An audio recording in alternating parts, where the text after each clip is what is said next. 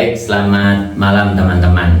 Saya ingin bercerita tentang teori pengendalian perusahaan modern. Ini bagian dari mata kuliah Teori Keuangan dan Investasi di Doktor Ilmu Manajemen Fakultas Ekonomi dan Bisnis UPI. Sebelum saya berbicara banyak tentang teori, saya ingin berbagi cerita dulu. Ini kaitannya juga dengan teori yang akan kita bahas. Jadi 2009 saya bertemu dengan Pak Karmaka Suryaudaya, satu atau tokoh kunci di dalam perkembangan sebuah bank nasional, Bank NISP, yang kemudian sekarang menjadi Bank OCBC. Nah, ceritanya saya pada 2009 itu di bulan Maret, saya tanggal 11, sedang menyiapkan terbitnya sebuah koran dari grup Jawa Pos. Nah, pada saat itu saya diminta untuk mewawancarai Pak Karmaka Suryaudaya kaitannya dengan baru ditulisnya buku ini, Tidak Ada Yang Tidak Bisa. Ini cerita Pak Karmaka Suryaudaya membangun kerajaan atau imperium bisnis Bank NISP.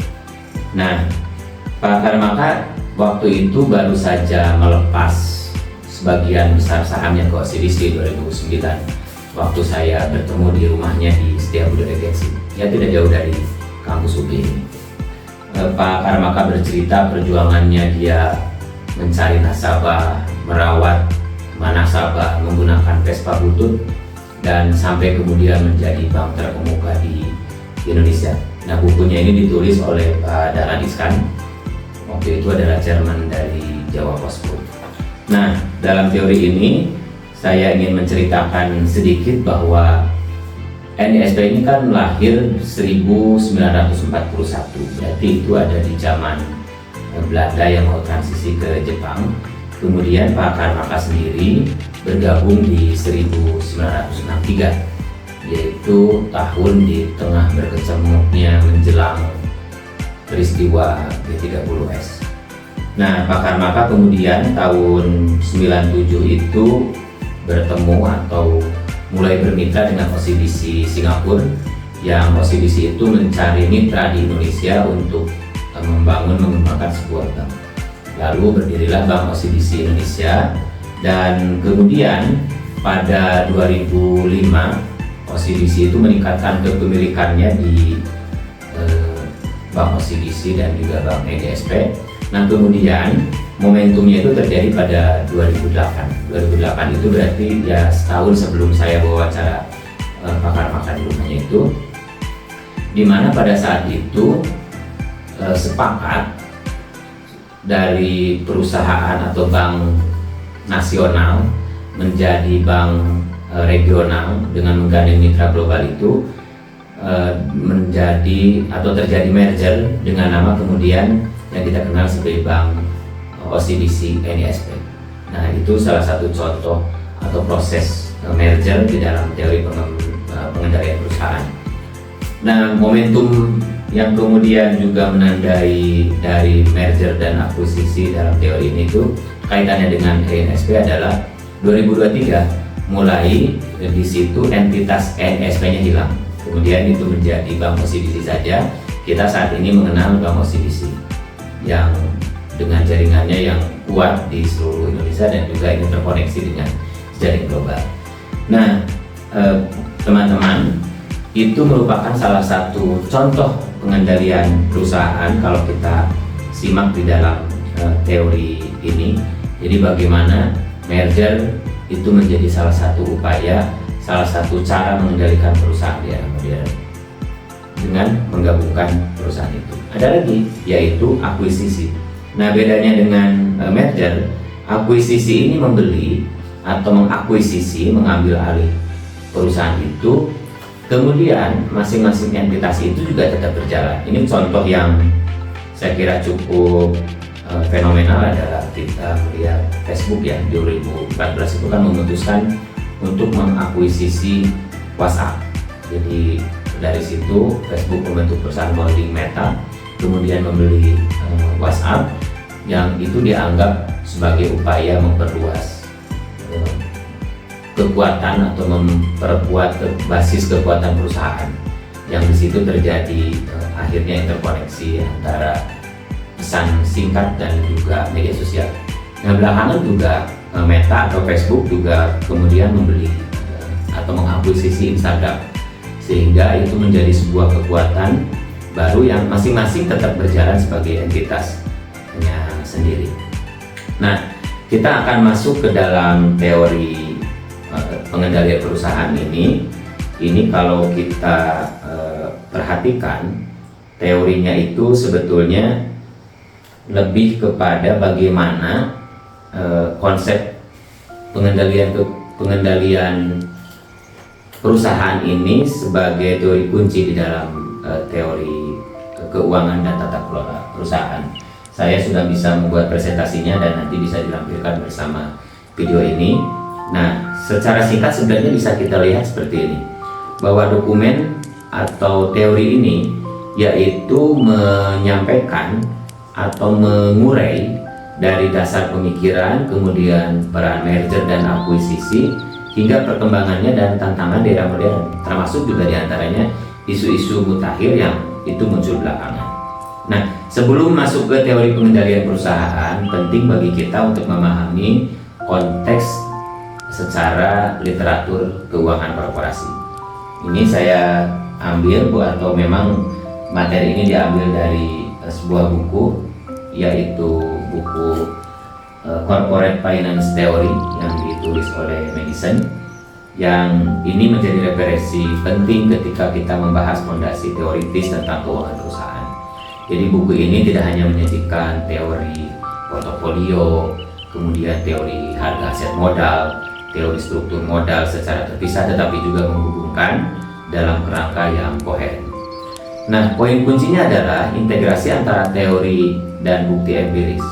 Ini membantu kita memahami tidak hanya bagaimana keputusan keuangan itu dibuat, tetapi juga mengapa keputusan itu diambil, terutama dalam konteks memaksimalkan nilai dari pemegang saham. Nah, inti teori dari pengendalian perusahaan itu sebetulnya ini dicetuskan oleh Henry Main dengan argumen bahwa pasar untuk mengendalikan perusahaan atau market for corporate control itu adalah mekanisme disiplin yang paling efektif. Bagaimana cara kerjanya? Cara kerjanya adalah jika manajemen suatu perusahaan tidak bertindak demi kepentingan pemegang saham atau pemilik seperti itu, yang ini kemudian melahirkan atau disebut sebagai agensi problem, yang nanti ada kaitannya dengan teori keagenan yang sudah dibahas juga. Maka harga saham perusahaan itu akan turun atau under value. Nah, kondisi ini kemudian membuka peluang bagi perusahaan lain untuk mengakuisisi perusahaan tadi atau membeli perusahaan tadi dengan harga yang lebih murah. Nah, dari situ kemudian terjadi proses pergantian manajemen, kemudian itu juga diikuti dengan mencoba berupaya meningkatkan nilai perusahaan. Nah, ancaman pengendalian ini memaksa manajemen untuk bekerja secara optimal. Nah, kemudian dalam kerangka teori merger dan akuisisi atau M&A ini, yaitu menjadi instrumen utama pelaksanaan pasar pengendalian korporasi. Nah, merger seperti tadi disampaikan merupakan gabungan dua perusahaan atau lebih, di mana kemudian salah satu diantaranya itu melebur menjadi satu perusahaan.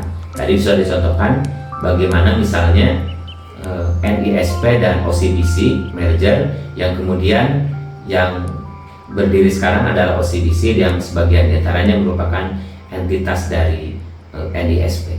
Sementara kalau akuisisi yang mengambil alihan pengakuisisian satu entitas perusahaan oleh entitas perusahaan yang lain, dan di situ masing-masing kita berjalan.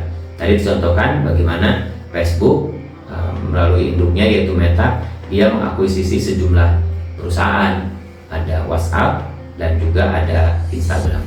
Itu yang terjadi. Nah, menurut penelitian ini dari Michael Bradley di tahun 1980, jadi keuntungan paling besar yang diterima oleh perusahaan itu bukan dari transfer kekayaan, tetapi lebih kepada sinergi peningkatan efisiensi yang dihasilkan setelah penggabungan.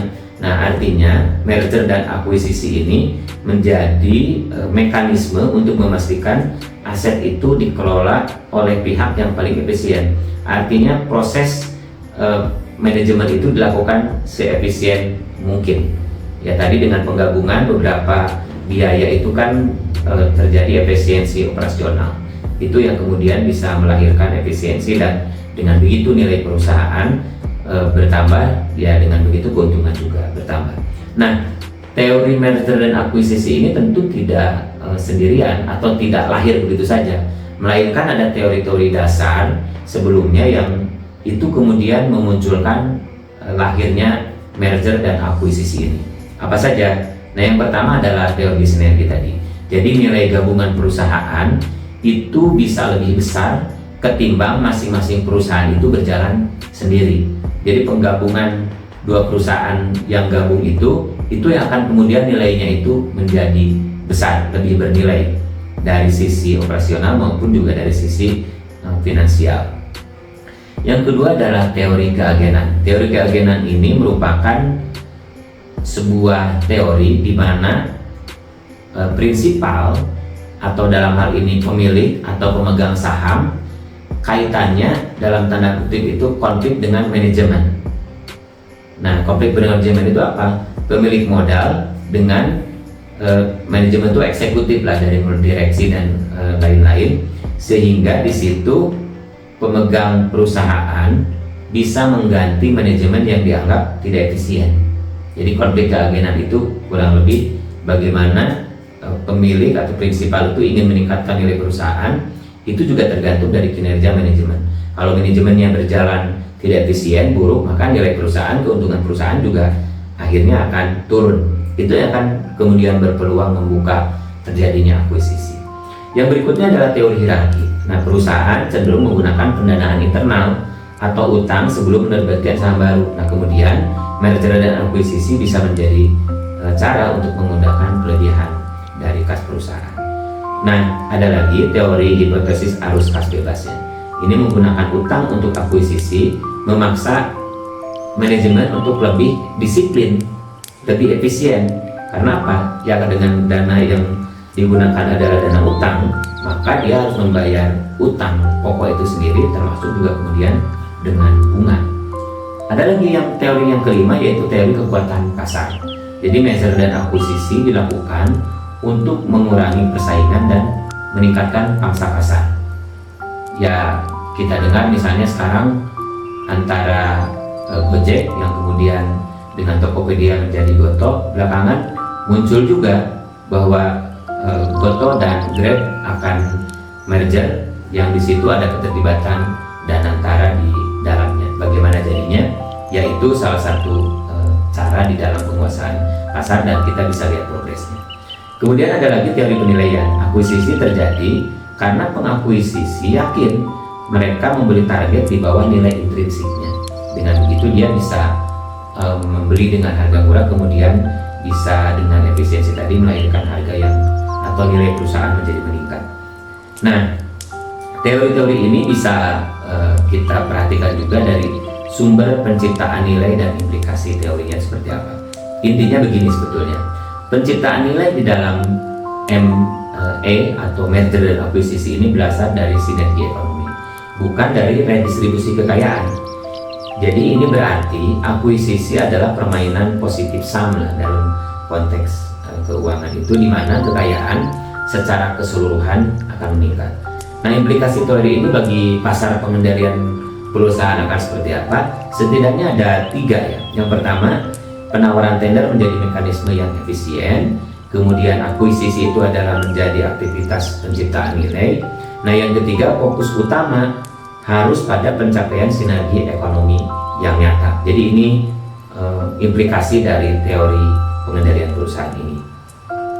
Nah, kemudian kalau kita perhatikan, itu kan teori-teori yang berkembang di periode 80-an ya. Nah, kita lihat di dalam perkembangannya. Teori ini berkembang memang pesat di tahun 80-an. Nah, tetapi juga sebetulnya muncul juga kritik. Jadi misalnya merger dan akuisisi bisa jadi hanya untuk kepentingan pribadi manajemen ya. Kemudian juga proses akuisisi yang hostile atau tidak bersahabat itu mengganggu operasi dan menimbulkan juga tentu biaya tinggi. Nah, adanya taktik pertahanan seperti juga poison pill, yang justru ini akan melindungi dari ketidakefisien. Nah, kritik ini mengarah pada penyempurnaan teori di mana pasar pengendalian perusahaan tidak terlihat lagi dilihat sebagai satu-satunya mekanisme, tetapi bagian dari sistem tata kelola yang lebih holistik. Di sini melibatkan aktivisme pemegang saham, dewan direksi yang kuat, dan kompetisi pasar dan regulasi. Nah, di bagian akhir ini saya akan coba melihat atau membandingkan dengan isu-isu mustahil yang muncul di teori keuangan kaitannya dengan pengendalian perusahaan. Ya, setelah itu kan tentu berkaitan dengan sustainability finance dan juga behavioral finance. Di era ini teori keuangan korporasi ini terintegrasi berkaitan dengan kriteria lingkungan, sosial, dan juga tata kelola yang ini tidak lepas dari kegiatan atau keputusan bisnis dan investasi. Kemudian juga kalau kaitannya dengan behavioral corporate finance, maka kita bisa memahami pengaruh psikologi dan bias kognitif di dalam pengambilan keputusan keuangan. Nah, demikian penjelasan yang bisa saya sampaikan tentang teori pengendalian perusahaan tadi. Jadi poinnya tadi disampaikan bahwa nilai perusahaan itu meningkat bukan dari bertambahnya atau redistribusi kekayaan, tetapi peningkatan nilai yang itu dibangun fondasinya itu dari efisiensi manajemen atau kinerja. Itu barangkali sedikit tentang teori pengendalian perusahaan yang dalam hal ini merupakan bagian dari perkuliahan teori keuangan dan investasi yang mudah-mudahan bisa menjadi sedikit referensi bagi kita semuanya. Terima kasih, selamat malam. Assalamualaikum warahmatullahi wabarakatuh.